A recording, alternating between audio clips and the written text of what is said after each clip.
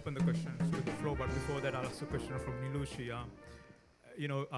As I said, that your work has great sense of craft, but you talk about understanding the context, the reality, collecting information. So there's a great process of understanding the pragmatics as well. How much of this seemingly contradictory positions are important to your work? On one hand, the pragmatics of construction, but on the other hand, the poetics of design. How do you bring that together in your work? Although the two ends, the poetics of architecture and the pragmatics of construction, they're seemingly opposed, they're actually one and the same. Once we arrive at a good solution, we've more or less boiled down the poetics to the pragmatics. So it's that simple. All right, wonderful answer. Our next speaker, ladies and gents, she is a co-founder of ICONCAST, a Colombo-based architecture practice that believes in innovation and holistic applicability of architectural solutions. She was a first-class honors graduate of the University of Moratuwa and also received the Award of Excellence for the Best Overall Performance in SLIA Part 3. She apprenticed at Colombo-based renowned practices Team Architrev and Design Group 5, and also at Ad Locus Architects in the Seychelles. She also engages in academics as a visiting design tutor at the Department of Architecture at the University of Moratuwa, as well as the City School of Architecture in Colombo. Please give a warm welcome to our next speaker, architect Nilooshi Eleperuma.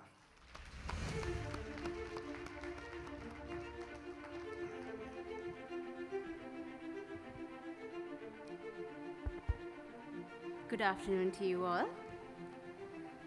So we look at resourceful architecture. Buildings are a resource-intensive exercise, both in their construction and in their operation.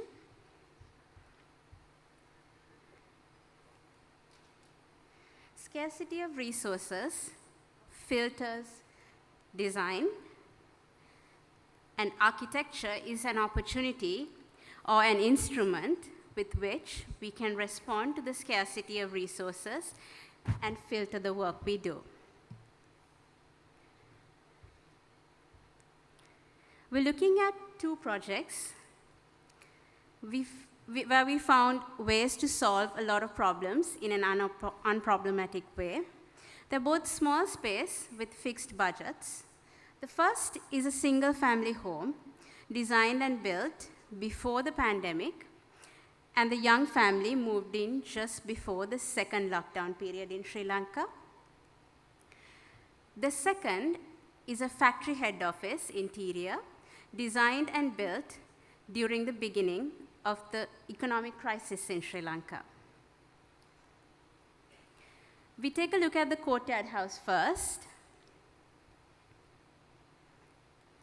So the site is in Talahena, Malabe. It's a 19-perch land. Despite its vicinity to green paddy fields, 3 sides of the site were contained by 2-storied houses, and the access road was facing the west. This was to become the home of a young family with working parents. Both owners drive to Colombo from work from their home at Malabe. And from the onset, they both wanted an extent of privacy that would still allow them to enjoy the outdoors. The site gave us no direction to open out to. We thought its shape and area was adequate for an alternate solution. We placed the building standalone, isolated from its site boundaries, retaining an individuality.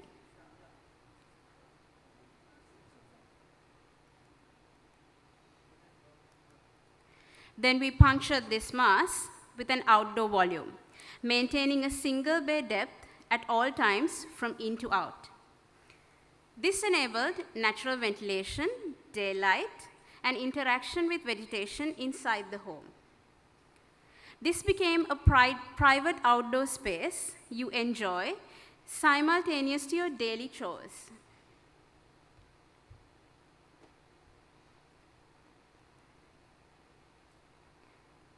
So the site is a critical resource. We planned this site in 2 zones for living and services.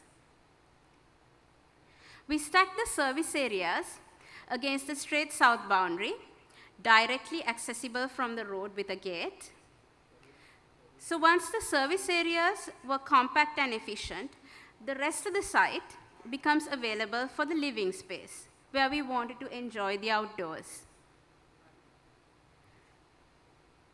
We place the family's everyday activities around the courtyard, so they become open to the outdoors on 2 sides.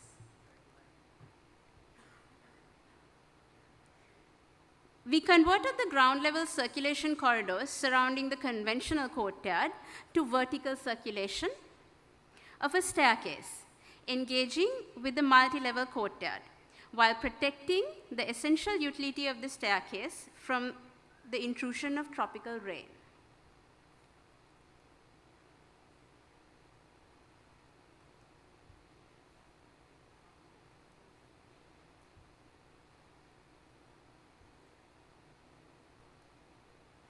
The regular reinforced concrete column beam frame entertains free spans at living volume. The slab soffits are designed with upstand beams managing the levels of the roof terrace for planting and drainage, while the lower level enclosures are wall-on-wall, discreetly incorporating the structure and services, minimizing ceilings, arriving at a clean and continuous soffit plane. So sightlines were considered important.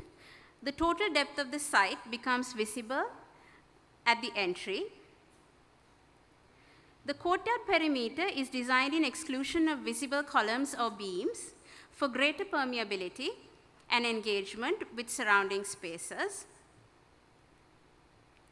This shaft of outdoor space behaves like a multi-level spatial asset, connecting different activities where the family would mostly spend their time.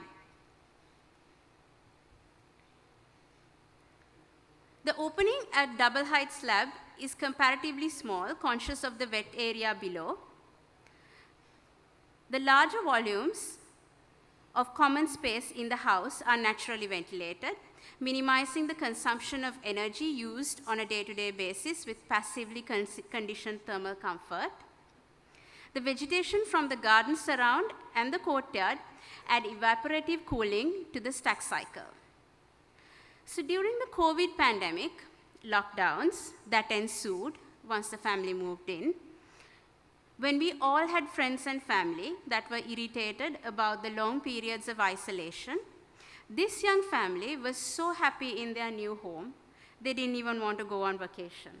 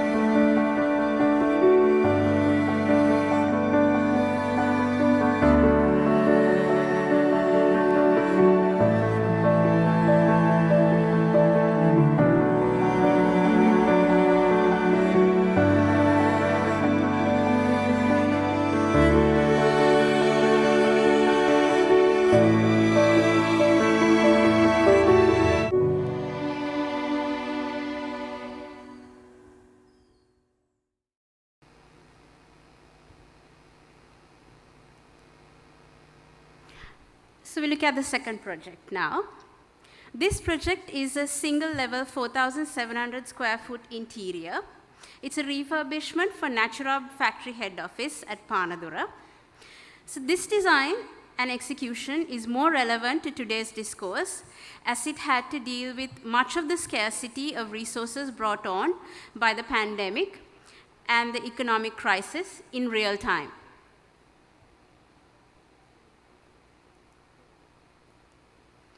Naturab is a Sri Lankan apparel accessories manufacturer, passionate about the products and the people they develop.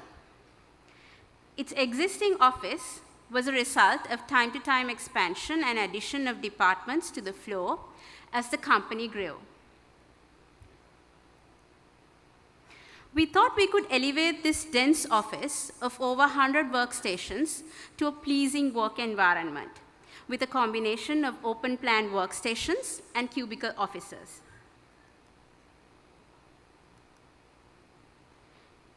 We used the existing column grids as our guide to structure the new space. We developed a central linear score of cubicle offices and absorbed the angular edge of the floor plate to house the MD. We wanted to create a feature using the core cubicles, a space of interest to sustain the periphery.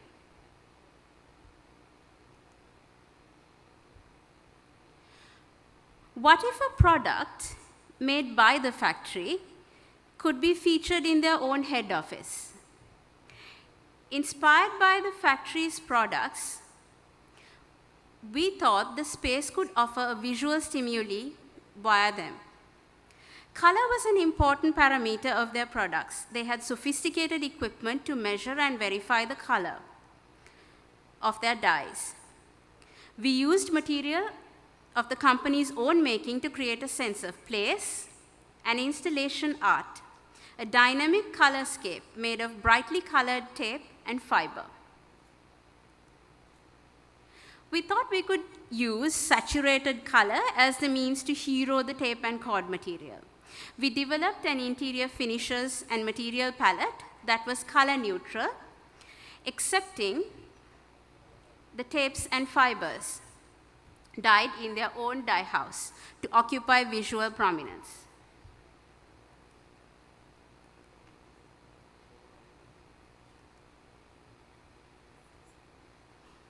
The program for applying color to the interior was organized centrally, concentrated on core cubicles. The ceiling and walls of the color-saturated central linear core are treated as planes of interest. The tactile nature of detailing on colored surfaces inspire curiosity and wonder.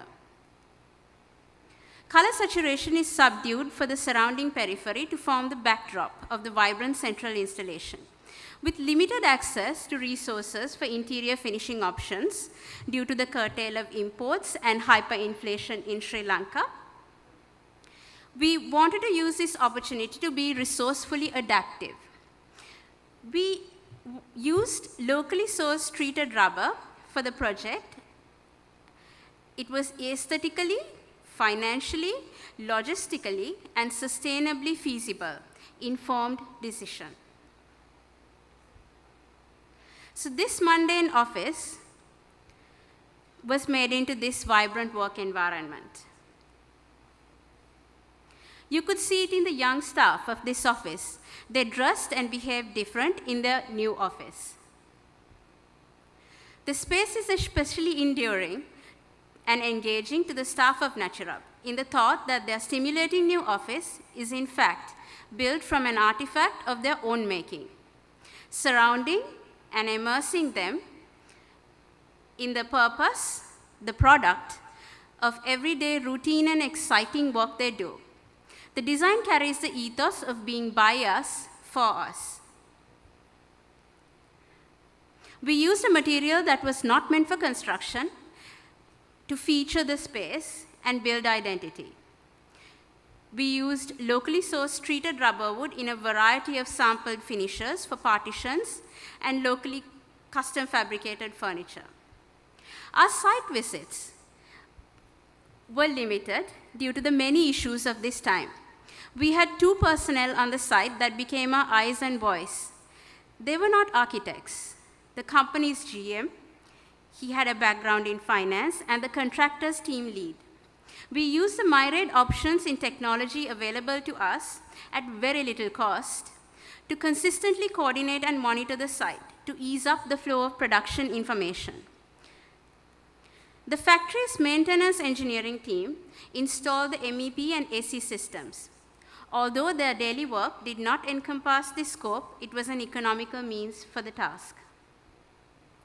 So the way we work, we try to mine as much information out of a situation as we can before we intervene.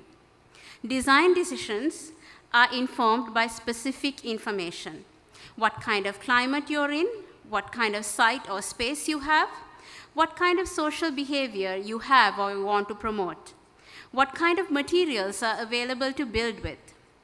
We try to identify what could be the greatest potential or what could be the biggest problem to inform our design decisions. This helps us to reduce arbitrary stylistic choices. The Courtyard house was about taking a necessity and making it more enjoyable. It's also about how sustainability is not at the compromise of what you already have. It's not only better for the environment, but also more enjoyable for the people using it. And the factory office was about building an identity. We found solutions from inside the factory itself. Both these projects open people's way of thinking about the space they're using.